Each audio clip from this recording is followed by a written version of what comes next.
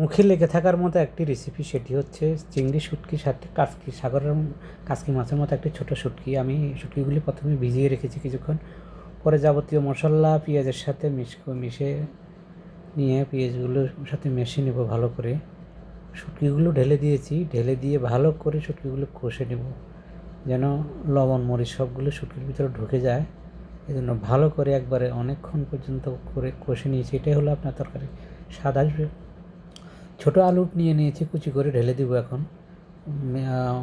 কষিয়ে নেওয়া মশলার ভিতরে শুটকির সাথে মিশিয়ে ভালো করে মিশিয়ে নেব একটু।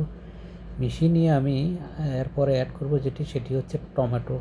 টমেটো দিলে তরকারিতে একটু স্বাদ আসে, আমি তাই টমেটো দিই। আমার এখানে লবণ বেশি হয়ে গেছিলো, তাই আমি একটি ডিম দিয়েছি। আপনি চাইলে আপনি আরও বেশিও দিতে পারেন, কমও দিতে পারেন, আপনার ইচ্ছা মতো। আপনি না চাইলে নাও দিতে পারেন। হয়ে গেছে আমার। আমি এখন ধনিয়া পাতা অ্যাড করব। ধনিয়া পাতা অ্যাড করলে তরকারিতে একটি গ্রান আসবে এবং সুস্বাদুকর একটি